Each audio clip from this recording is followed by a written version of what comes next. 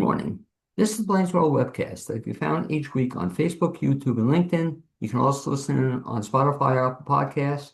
You get more information about previous shows we've done, past shows, future shows at our website, which is behind me, blainesworld.net.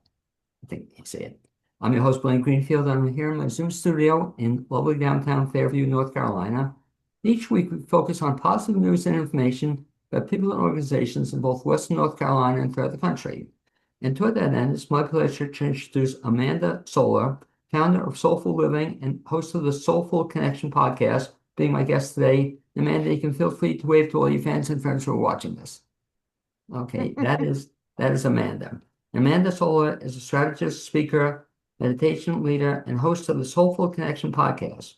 With decades of leadership, uh, ties into her belief, the power of story, and a soulful approach, to life and in business. She helps people design lives rooted in intention, courage, and joy. And so the first question, Amanda, I always ask when we meet somebody for the first time is, as a kid, you grew up where? I grew up, Blaine, I'm almost embarrassed to tell you, 10 minutes from where I'm sitting right now. So basically in the Doylestown area. That's very cool. And so did you spend most of your life in Doylestown, in this area? Yeah, New Britain Borough is where I grew up. And my mom and dad, who are 91 and 90 and almost 91, live in the house where I grew up. So Very yeah, cool. So when you were, and I lived for a short while, I lived in Bucks County. I loved it in yeah. Washington Crossing. But when you were growing up as a kid, did you always know you wanted to be a podcaster? And we also mentioned, I know you indirectly through your work with the Chamber of Commerce in Central Yeah. Bucks. Is that what you hmm wanted to do as a kid? Okay. So Blaine, I'm going to tell you something. When I was a little girl, I would run home from school and I would turn on the TV and I would watch the Mike Douglas show, the Dinah Shore show, and the Merv Griffin show. And they were all on at the same time. And this was pre recording. So I had to flip back and forth. But I loved nothing more than a good talk show. I really did. And my friends will tell you that I would take my little tape recorder. And even when I was a teenager, I mean, I just always would record people. I'm curious about people, why they do what they do, what they find funny, how they live life. So, kind of. I mean, I grew up in the dark ages, so podcasts didn't exist, but I would daydream about talk Very cool. shows. Well, did you also watch Phil Donahue? I loved Phil Donahue, Yeah. 9 a.m., Oh yeah, BBC. I love Yep. Donahue. I Um, had to like be sick because I was in right. school. And I remember just being so happy when I would feel a little sick so I could get to watch the Phil Donahue show because I thought it was lovely. Well, just to digress a little bit. So, a thrill I had was I actually saw a taping of a Phil Donahue show, and it was very exciting. I brought students with me out in Chicago, and it always struck with me the thing I remember about this, and I try to do this now with speaking, and perhaps you do it also, is at the end of his show, he would run back to the back of the auditorium, and he would personally shake hands with everybody who was there. I've never seen too many other people do that. But wasn't that a lovely thing to do? That was so lovely. And it shows something about you, Blaine, that you remember because I remember when you're saying it, but I don't think I even noticed it. But I just loved that one day he'd be talking to a celebrity, the next minute he'd be talking to a politician, and the next minute somebody who was doing something interesting. And I loved that. I even liked that he married Marlo Right. Thomas That, because when I was little, Free to Be You and Me was like you the know, big thing, and I loved that too. well, I shouldn't tell you though. I guess I'm on his bad side though. So I go to the one show that he was on, and Donnie was interviewing Dr. Spock, and not the Star Wars guy, the real Dr. Spock. Okay. Right. And ironically, we just had our daughter, and so they asked, "Does anybody have any questions?" And I raised my hand. I say, "Dr. Spock, I have a question. What do you do? My daughter doesn't like taking baths. Do you have any suggestions as to how I can get her to like a bath?"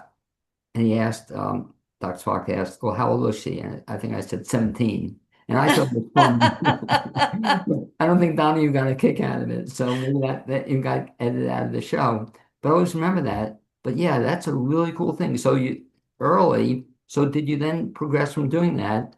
So you went to school. Did you study communications? Did you do any of Kind that of. stuff? So, so it was such a circuitous route. So I went to school because then I decided I was going to be a famous actress. And I went to school as a theater major. And I discovered I kind of didn't really enjoy it because, Blaine, when I would dream of being a famous actress, I literally cut straight to the talk show part. I didn't want any of the other parts. I love it. I wanted the talk show part. So then I thought, okay, and I changed my major to journalism. Okay. And I majored in journalism. And then I left school after 2 years because I tell my girls to stay in school, you have to have either resources, discipline, or ambition. And I kind of was lacking in all three at that stage of my life. I didn't have one of them. You need at least one of them. And because I was kind of like, what is my dream? I'm not sure. And so I went to work and ultimately just worked my way into a job as director of public relations at the Chamber of Commerce. And then that job, I worked with this amazing mentor, Don Whitney, who had Okay. taken the chamber. Do you know Don Whitney, I Blaine? not well, but I know, sure. He passed away in 98, but he taught me so much. Was an amazing man. And I mean, he took the chamber from a little I business remember, person's group of 25 to right? 2,500. It was a big chamber. I mean, chambers these days are much smaller because there are so many ways to network. They're still great, but they're a different beast than they were back in the day, you know? So then I worked there and loved it. And as it evolved, my life evolved. I got married, I had 3 children. So I was just going, all of the time. But so it was like a little bit of a path. And you eventually became what, executive director of that chamber?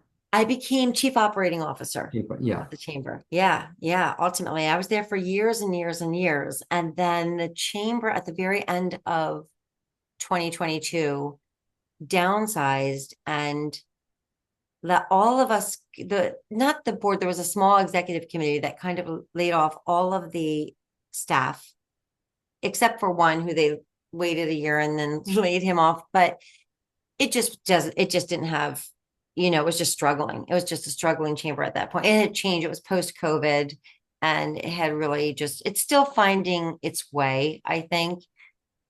Having said that, though, I had in 2020, during the pandemic, when I did have a minute, I had kind of created this dream. I had harbored a dream of creating a platform to help people reimagine their lives and careers no matter what was happening.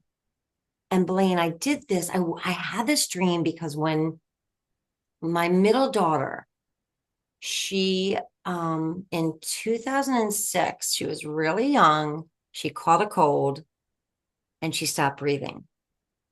And we ended up in intensive care for months and months. And it was a really challenging time. She needed open heart surgery. We were given a very dire prognosis because she had a tiny airway with complete rings around it. So we were told she couldn't survive. We were actually told that she could survive when she was 14, which is only, she's 20 now. So it's not that long ago. But when I kind of shook the dust off from that experience, I thought, I have learned so much. I need to do something. So really, right before the pandemic, I started thinking, how can I build something? And so it all kind of converged appropriately, if that makes any sense. Does that make any Yeah. sense? And so the timing, ironically, was perhaps perfect in the sense Yeah. that so the chamber, you're still there, but kind of phasing out of that or sort of Yeah. on the wall. And so then all of a sudden you decide what are you going to do the rest of your life or when you grow up, you still have a You couple got of years. it. You So got it. you then, and I love the name, we'll talk about the name of it also, but you then started the name of the business. Is that when you started Soulful Living? Yeah. So in 2020, there was a pandemic. I had wanted to do something. Even before that, I was thinking, because I was an editor of a business and community magazine, I thought, I'll make a magazine. I will share all of the things that make your life whole and full and rich. Um, and then when I was home, I thought, well, if I make a magazine, I have to get a printer and Right. advertisers.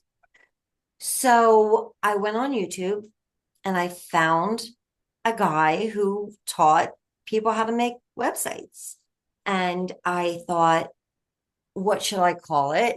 And my name, I married into my name, but I always thought it was a very cool name. And Sol, SOL, in Spanish, it means the sun. And I like that illuminative quality that you're shining a light and really looking at your life and your intention. Also, solar, the name comes from Spain, and it also means like rooted and from the earth. Soul, like the sole of a shoe, right? And I always had that balance of being connected to the earth in a very profound, real, authentic way, but also being really aspirational. So soulful living um, seemed like the right thing to do. And my daughter, I remember her sitting on my bed while I was making this up.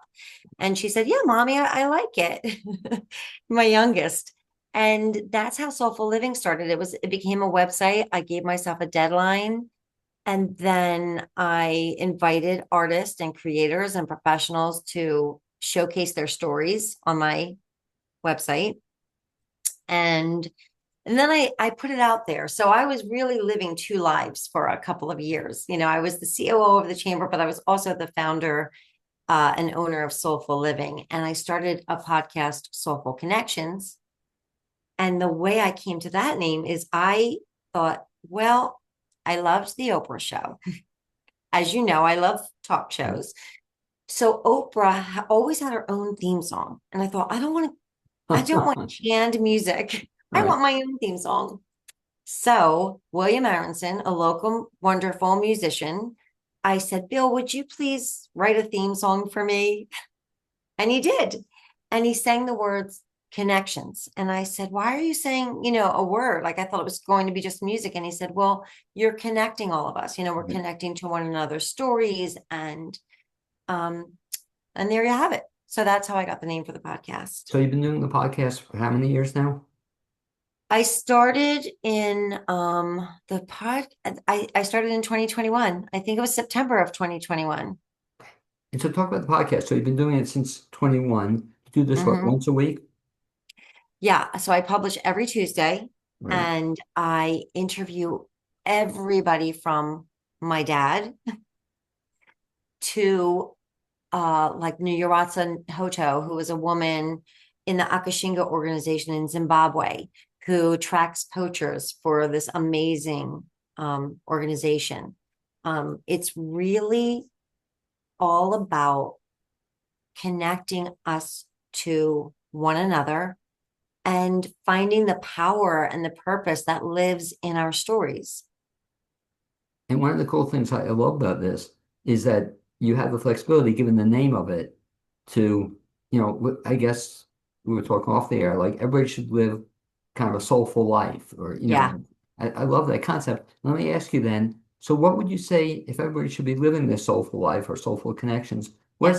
What does that actually mean? So for me, what soulful living means is number one, looking at your life. In other words, you can really go through life waking up, eating breakfast, going to work, coming home, eating dinner, watching Netflix, going to bed, and doing it again the next day. You can do that. That's one possibility. Probably I can guarantee you're going to be hit with some little, crises that happen and tragedies because that's what living is about. But soulful living is about saying, wait, let me just take a step back and assess, who am I? What does my life look like? Am I feeling joy? And is who I want to be, who I say I am, and who I am? all the same. So now, And yeah, no, I'm sorry. So now you'll actually work with people in terms of like a one-on-one basis, or I would I talk do. off the air, which I kind of like what you had to say. It wasn't coaching per se, or what was your take on? You said they asked you Yeah, about so coaching. I did get a couple of certifications just so that I could have them under my belt, but I call myself a soulful living strategist. I love So it. when I meet with somebody, we're collaborating and I'm helping them to reimagine their lives and careers. And it's a together type of thing. But I do some lunch and learns and I have some work programs too where we can do it as a group. But essentially, it's helping people to do exactly what, you know, I think is soulful living, to live lives of celebration no matter what is going on. Because here's the thing, life being what it is, you might have a health problem or a relationship challenge or a financial crisis or you know a whatever, a career problem. Life does give us some messy situations at times, and if you wait until everything gets organized and clear to live your fullest, richest life, you will be waiting maybe a long time, and you don't need to. You can live a beautiful life even in the midst of crisis or imperfection. And the beauty of it, what I like about this, is that I guess is also it's different for everybody else. So your perfect life or your soulful life isn't going to be consistent with what the other person's life is. Yes. I guess you're trying to help them find what it is their soulful life is. Yeah, yeah. And so, for example, one of the certifications that I got was with the Institute of Integrative Nutrition, and they talk about multidimensionality and bioindividuality. So what fulfills me and what nourishes me, and even what might be good for my body, is going to be different than what nourishes, helps, and elevates you. It is going to be different. And it's really getting to the heart of what that looks like. And by the way, what it looks like for me today is different than what it looked like 20 years ago. So it's also a constant state of evaluation and reevaluation. And for me, I find that fun. What's interesting listening to you is that it reminds me, and the name of the author is escaping me, but he's a very famous motivational speaker author, and he wrote a book um, on what you should be doing in life. And the premise was sort of similar to what we're talking about, is that you should be doing in life what you do, we lose track of time on doing. I'm thinking about it. Yes. And I didn't like the book so much. It was a very religious book, and it was filled with scripture, and every page had scripture on it. But he asked the premise is that premise that are you doing what it is that you lose track of time on doing? And it never Yes. made sense to me until one day I missed a massage, and I never miss massages. I love massages. My massage therapist calls me up and said, "Are you coming?" I said, "I can't believe it. I was so busy in what I was doing that I lost track of time." And that's kind of a cool thing to happen as long as it doesn't happen all the time. But I love that. I love what you're saying because it's also not judging whatever that thing is. And it's not trying to match what somebody else thinks is important. I mean, sometimes there's so many shoulds in life, and there's so many, it's really primal to watch what everybody else is doing because it's just primal for humans to be part of a group. That was historically what saved us and truthfully still saves us because it's kind of a loneliness is really a pandemic. So connection is really important. And sometimes for connection, people will try to assimilate and kind of live a life that feels like it everybody else's. But the truth is that's not really fulfilling. Another of my favorite quotes is by a psychotherapist, Albert Ellis. And he said, the worst sin in the world is not masturbation, but it's masturbation. Or shoulds, just Mm, what you were saying. So yes, your life should be masturbation. a soulful existence should be based not ideally on what other people think it is, but what you want it to be. And I guess, Right. so is that where you're helping people find what their existence Yeah. should be? So, so That's talk to me. exactly it. And to kind of take some time, part of, one of my certifications is in meditation. And you don't necessarily have to meditate per Right. se, but it's really healthy to take a moment with yourself because otherwise, I mean, I hear this a lot, Blaine, a lot. People say, oh, but I don't know what I want. Right. I don't know what I'm supposed to be doing. And you can't know unless you stop. If you're on this hamster wheel, you can't know. So there are a few things that I really want everybody to know. One is, what you want is of value, and you are worthy and valuable. So first and foremost, celebrate yourself, even with the mistakes that you've made. We've all had them. We've all had failures. I think we do have this thing where we measure ourselves or we feel embarrassed about things. And so the first thing I want everybody to know is you're doing great. You're human. So if you have lived a certain amount of time, you've screwed up a lot probably, and it's okay. And then number two, really assess and look at yourself and your life. And then number three, put in systems and structures, just like you would with a business for your life so that you can, live the fullest possible and you can kind of endure the hits that we take, which are also part of life. Now talk about, if you would, how people can learn some of this from you. So one of the things you mentioned just before, you were saying lunch and learn sessions. What's that all Yes. about? So, a lunch and learn is really when I just go into a company and I talk about those systems, but it's not as boring as it sounds. When I say the word system, I think people are like, oh, no, not a system. It's really just about finding out what nourishes you individually as part of a team. And, I think actually knowing, I mean, I was with a team for many years and have worked in business for so many years.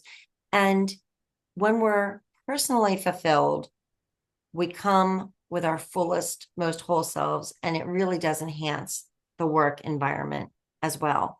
So a lunch and learn, I just give tools that I use. I share the same tools that I use and have used for myself to create what I love to be doing in the world. And, what you love might not be creating your own business. It might be that it's really important for you to get out in nature regularly. Like that is just really an essential part. Um, It's so funny you like say you that. said, it's bio individual. No, it's so funny you say that because I've studied, not extensively as you have, but meditation. And so one of the things they teach you is, imagine yourself, where you've heard this, on a lovely beach on a lovely day in the water. And I hate the beach. I hate the water. I hate the sun, So the point being that just because that's good for somebody else doesn't make it for me. 100%. And really part of meditation, the importance, I did a speaking engagement where I talked to seventh to ninth grade girls. Right? And one of the things that I talked about was it's really noisy. Life is noisy. When you're a seventh to ninth grade girl, your teachers are talking to you, your parents, your siblings, your peers, everybody is telling you what you should be, how you should be, what you are not. And not only that, when you're alone, you're still hearing a voice because your brain is not always acting as your best friend. Your brain can also be telling you things that are really challenging. So you kind of have to get some sort of tool to shut down the noise. And that's where meditation can come in. And there are so many different ways. I'm certified in something called primordial sound meditation, but how you meditate is not as important as that you meditate. And on a regular basis too, not And on a regular basis, just like anything else. What I say sometimes is it's like lifting weights. So lifting weights is not enjoyable. I've heard, Blaine, I don't really do it. I'm going to start tomorrow. But the reward comes not while you're lifting the weight. It's just because you strengthen your muscles. So meditation, a lot of people say, well, I'm not good at it because I think a lot. But it's the human condition to think a lot. We all think a lot. And the brain is insatiable. It loves to be fed.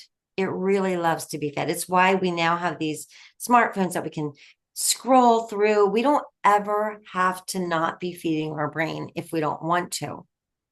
But we kind of, for our own fulfillment and health, do need to, just like maybe lifting weights or taking a walk or eating a carrot, whatever it is. It's that same thing. Do it and do it with regularity. And you don't have to do it for 20 minutes. You can set your timer for 1 minute. 1 minute is better than no minutes. So One of the things I'm loving about this discussion and meeting you for the first time is that in addition to all the stuff we've talked about, you also now are starting a magazine. And talk a little bit about that. I can't believe that all of a sudden now it's like Mickey Rooney and Judy Garland. Let's put on our show. Let's do a magazine. And I'll talk to you. I'll talk to you about your book too, which we're going to talk about in a second. But let's talk about the magazine. So what gave you the idea to start a magazine? okay, so back when I was still working at the chamber, I thought about writing a book. And then I actually did write a book and I stuck it in a drawer, Blaine, where it still sits today. That's where my book is, in a drawer. So I thought, well, I love magazines. I'm old school. I really still love a good magazine. And I thought, I want to pick up a magazine where I am reading about how to live my fullest self. So sometimes it might be talking about health and wellness. Sometimes it might be talking about mindfulness. Sometimes I want to hear about somebody else's story or a book that they read. So that was percolating. And then I thought I told everybody in my little inner circle that I was going to do it and I was going to call it Every Day. And then I discovered that there's already like a Christian magazine called Every Oh, Day. is it really? Yeah. So I nixed that idea. And then when I was home and working on the website, I kind of put that magazine idea to bed because when I did the magazine, I had a graphic designer. We had a design firm, and I'm not a graphic designer. I'm a writer, I'm an editor, but I'm not a graphics person. And then it just kept on bugging me, the idea that I wanted to do this. So I thought, well, I'm doing it. And I just designed it myself. And then my youngest daughter, Julie, looked over my shoulder and said, hey, Mom, that's nice. But also, can I clean that up for you? Okay. And she did. So now I call her my artistic director. She really, really elevated it. And I had put out the call for people who, I just know such great people. And I put, an artist in, and I call that Soulscapes. And then I put an author who I had met through the podcast who lives in Portugal and has an amazing book. And I put so lit. Everything is just a play on Love these it. words. And then I even invited all of my friends to send in pictures of themselves in bathing suits, which many of them did, because I was talking about just kind of celebrating yourself. Somebody had said to me, oh, after I reached a certain age, I refused to wear a bathing suit. So I was like, no, we can't stop. So then I rather that, and then I call that soul full of myself. I love it.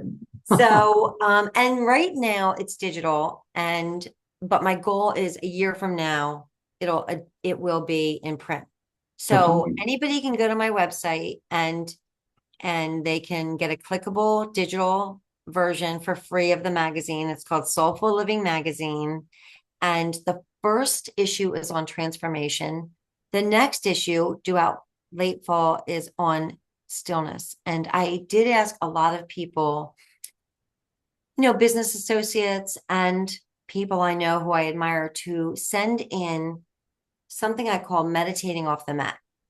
So, what brings you a sense of centering that isn't like a typical meditation? You're not on the yoga mat per se, but what are you doing to find stillness in your life? And oh my gosh, I love it.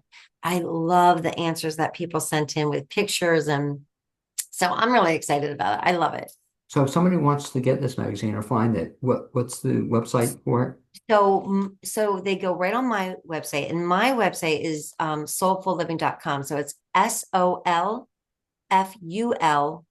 SOLFULIVING Okay. dot com, soulfulliving.com.